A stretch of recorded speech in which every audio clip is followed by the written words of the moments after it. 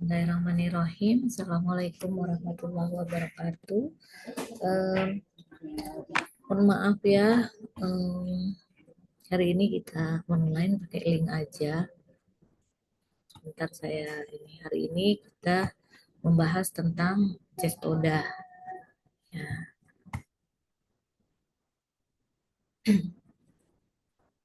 Oke, ini cestoda.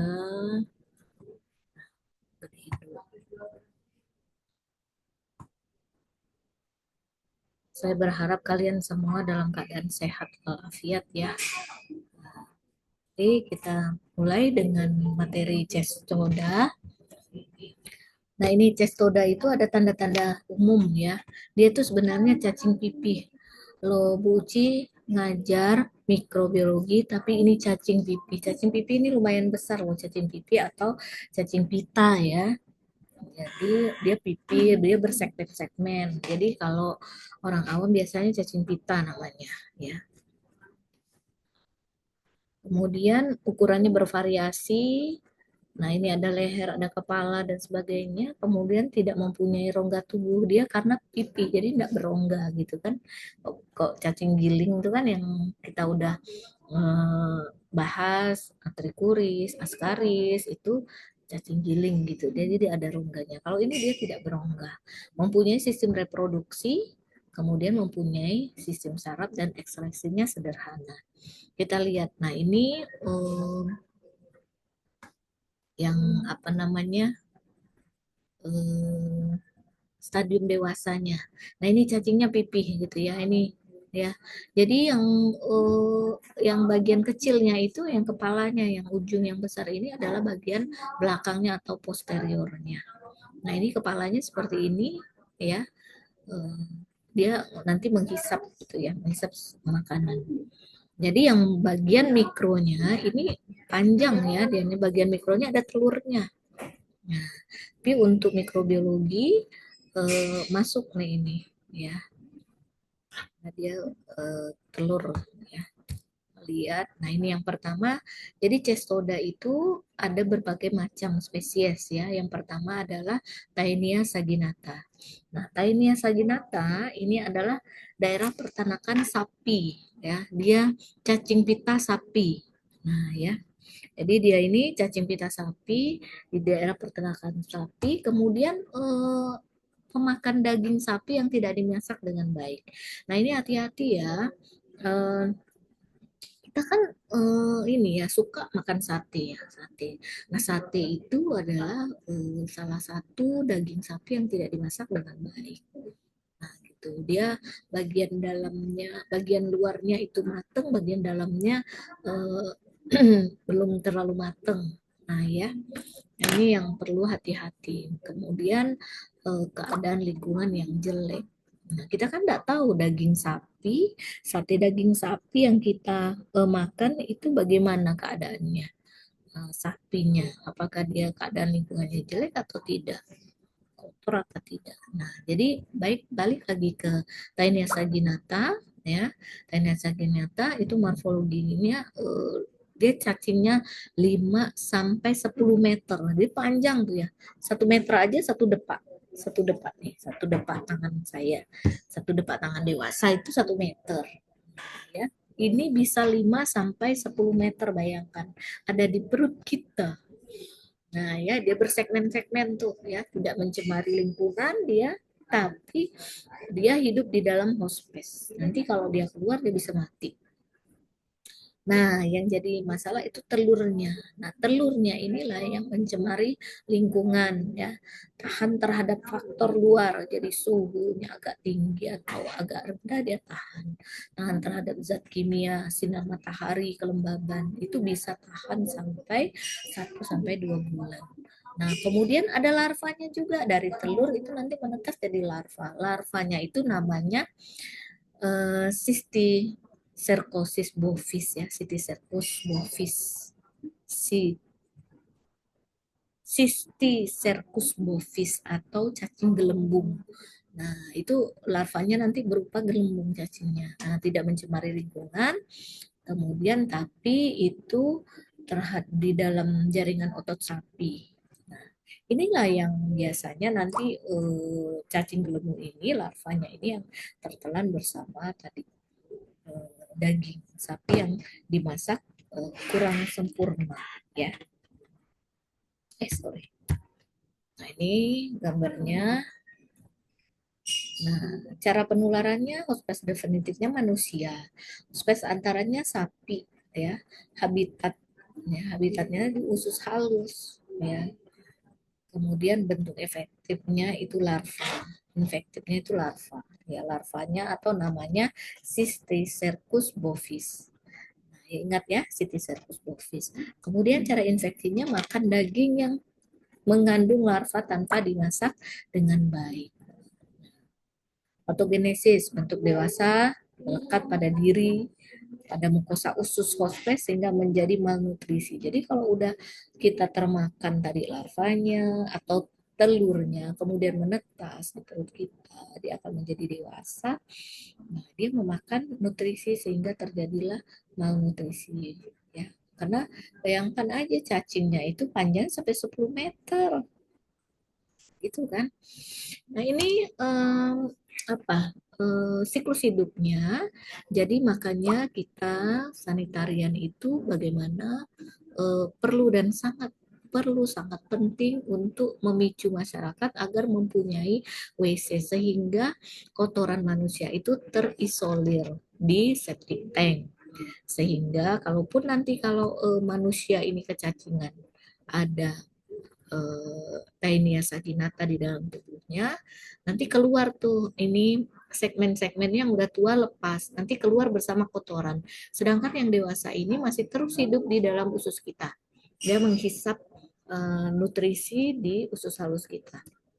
Ya, nah ini keluar nih bersama tinja. Nah keluar bersama tinja. Uh, Lalu nanti kalau orang yang BAB sembarangan di rumput atau di kebun dan sebagainya nanti apa namanya kan telurnya tahan terhadap panas dan bagaimana nanti udah kering kotorannya juga ini rumput ya, rumput bisa dimakan sapi dari situlah ya, dimakan sapi. Nah, tapi kalau kita BAB di WC maka penularan itu apa ya, bisa saja tidak terjadi, tapi ada beberapa daerah yang menggunakan kotoran sapi untuk pupuk. Nah, untuk pupuk. Nah, biasanya untuk pupuk ada rumput gajah untuk pakan sapi, itu rumputnya gede-gede tinggi ya. Nah, itu bisa juga untuk di apa namanya? Diberikan ke sapi kalau dia mengandung tadi kotoran manusia yang ada tadi proklotid ya. Jadi segmen ini bisa lepas namanya proklotid. Nah, itu terdapat telur-telur yang banyak, telur-telur Taenia saginata, maka termakan oleh sapi. Nah, sampai sapi dia menetas menjadi cacing bulat.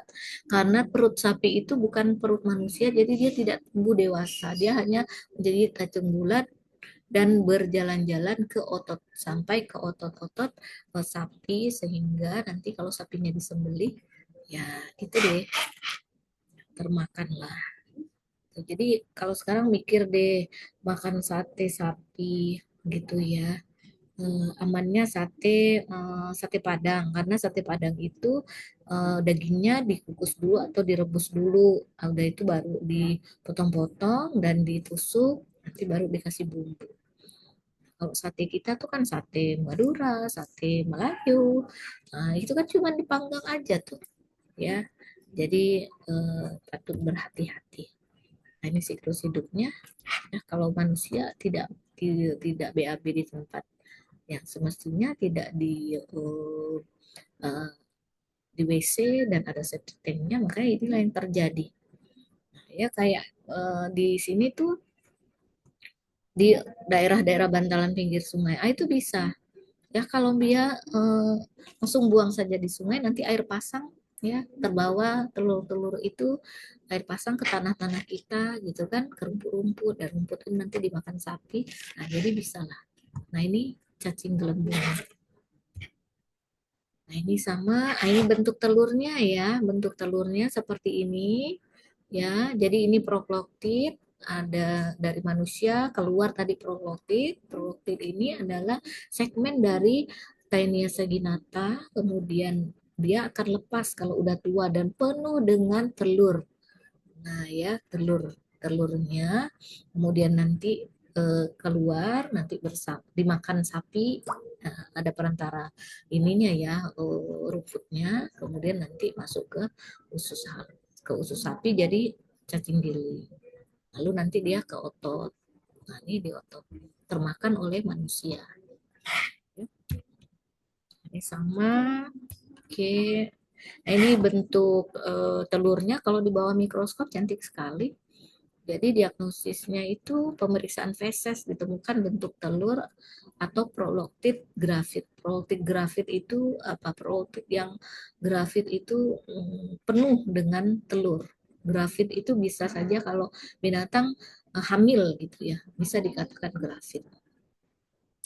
Kalau prolaktit grafit adalah prolaktit yang penuh dengan telur.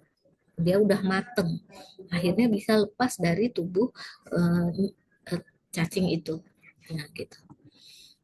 Pemeriksaan tanah, sayur, buah-buahan didapat telur. Pemeriksaan daging sapi ada terdapat larva Cysticercus bovis. Ini pengobatannya baca sendiri.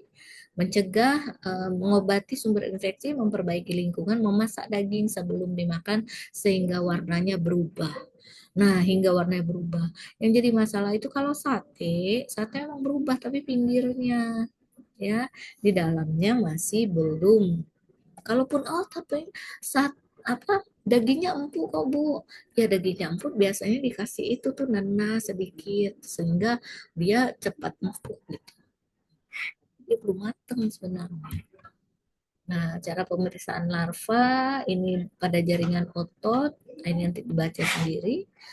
Ada kapsula, jaringan otot dan sebagainya ya. Oke, cara pemeriksaan larva di jaringan otot nanti dibaca ya cara-cara kerjanya di blender dan sebagainya. Nah, kemudian yang kedua adalah Taenia solium. Jadi Cestoda itu ada Taenia saginata, ada Taenia solium. Nah, Taenia solium ini pada di peternakan babi ya, pada babi. Nah, gitu ya. Jadi keadaan di peternakan babi, kemudian keadaan lingkungan jelek, kan daging babi yang tidak dimasak dengan baik sama dia. Cuman dia namanya lain. Kalau nama dari di apa cacing gelang pada babi itu adalah Taenia solium. Dan ini lebih mengganas sebenarnya ya daripada yang saginata.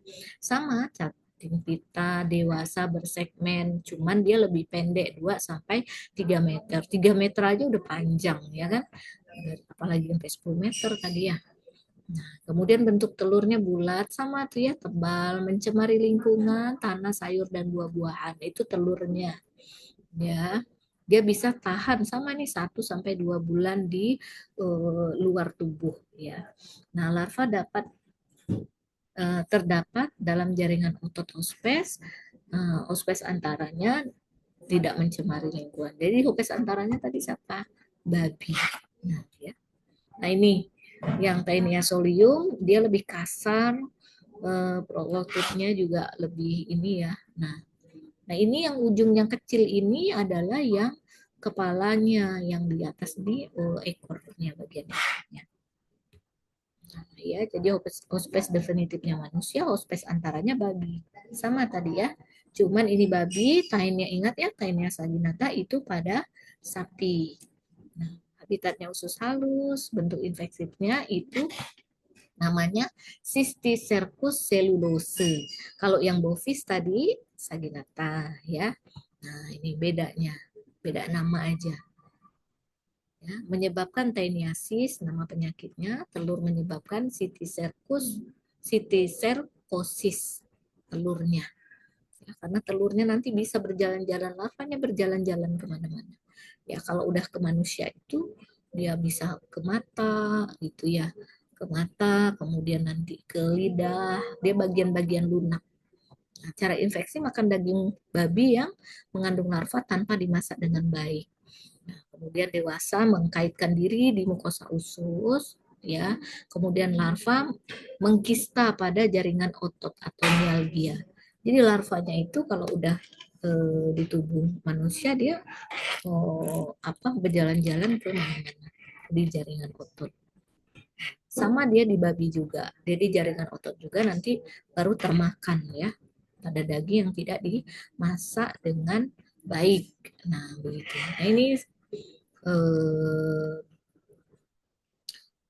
lingkaran hidupnya. Jadi kalau sapi masih mending dia harus ada apa ya, ada rumput, dia kan nggak makan. Tapi kalau babi ini adalah binatang pemakan segala ya. Sampai kotorannya sendiri juga dimakan, apalagi kotoran manusia. Jadi kalau misalnya di pelosok, di kecamatan-kecamatan yang pelosok itu yang orang males pakai WC, BO-nya di kebun, BAB-nya di kebun atau di pinggir apa? Di pinggir hutan. Nah, masih ada babi. Nah, gitu langsung dimakan sama babi, bersih sudah. Biarin aja BAB di sana. Pun nanti jadi nggak bau. Kalau kita punya WC kadang malahan bau, kata orang kampung di sana. Ya udah nanti juga akan dimakan babi. Nah, gitu. Nah, dimakanlah tadi sama babi. Nah, apa yang terjadi? Babi mengandung tadi sistiserkosis apa selulose. Nah, dia ada di jaringan ototnya, kemudian nanti dimakan eh, dalam keadaan dagingnya kurang matang. Gitu. Jadi di Bali itu ya, di Bali itu ada namanya makanan namanya lawar. Ya, makanan namanya lawar, kemudian itu dari daging babi yang diiris kecil-kecil, kemudian sayur-sayuran, segala kacang panjang kayak makan karedok lah gitu. Karedok itu di Jawa Barat, itu makanan sayur mentah. Cuman kalau di Bali ditambah daging babi, nanti dibumbuin, nah terus dimakan gitu. Nah itu kan nggak dimasak sama sekali. Ya, itu bisa tertular. Nah, tertular itu bisa sampai lari ke otak, di mata, ya. Kemudian juga di jaringan paru-paru dan sebagainya. Jadi bisa menyebabkan kematian juga. Nah, ini ya sama tadi. Nah, ini pemeriksaan diagnosis penderita, pemeriksaan feses pada telur ya. Pemeriksaan feses terdapatlah telur atau prokotid yang grafit. Kemudian diagnosis lingkungannya itu dari tanah ya, sayur-sayuran, buah-buahan. Nah, itu akan dapat telurnya. Telurnya sama ya, antara Taenia saginata dan Taenia solium itu telur bentuknya sama, bagus banget ya. Kemudian pemeriksaan daging babi nanti akan didapat larva. Ini pengobatan, kemudian pencegahannya ya, memperbaiki lingkungan, kemudian memasak daging babi sebelum dimakan. Jadi memasak ya. Tapi kalau di daerah timur leste, timur ya, daerah timur itu biasanya dia cuma dipanggang pakai batu panas. Nah, itu kurang matang juga. Nah, cestoda itu ada lagi um, Echinococcus granulosus. Nah, ini ya. Sama ini coba pada cacing pita pada anjing. Ya. Sama dia pipi, tapi dia kecil. Dia pipi tapi kecil. 3 sampai maksudnya pendek 3 sampai 6 milimeter saja, bukan meter ya, milimeter.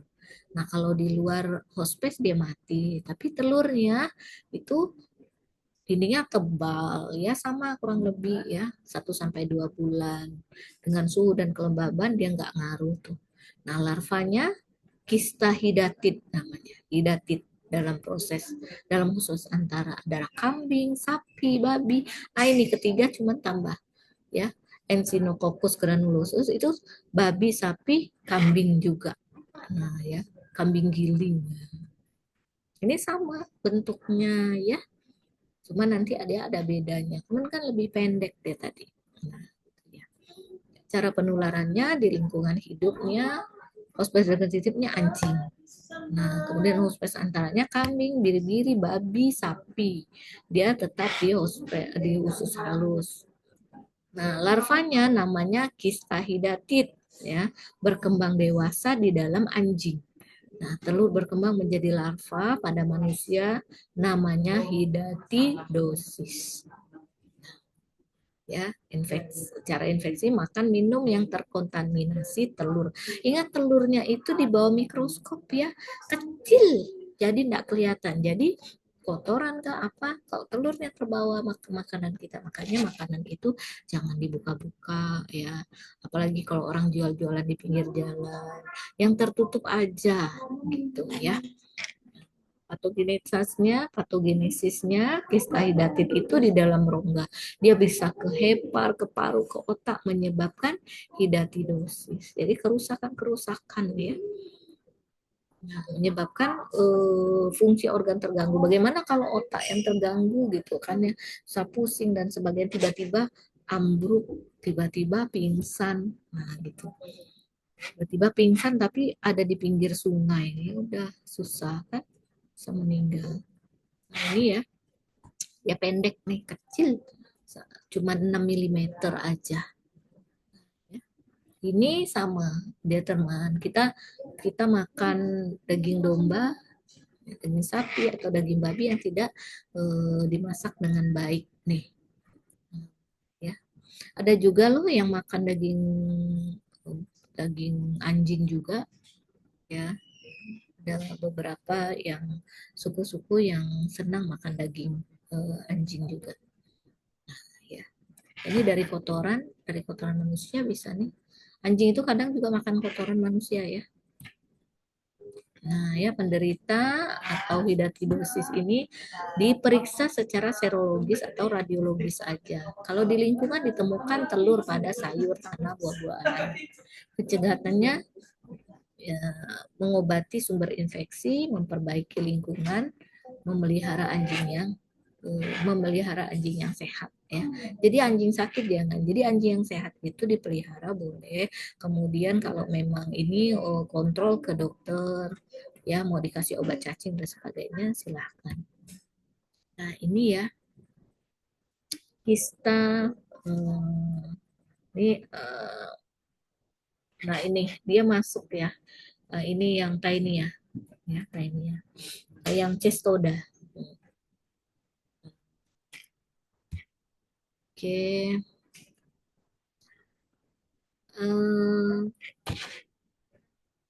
Saya rasa itu dulu ya, 3 itu dulu, atau kita lanjut aja. Tapi ya saya rasa itu dulu. Nanti ini kita lanjut karena ini udah lain nih percampurannya. Dia masuk ke cestoda juga, tapi dia ke lingkungan air.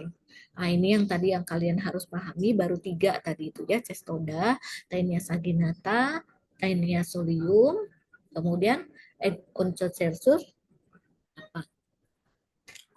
Itu 3 dulu. Oke, saya rasa cukup sekian.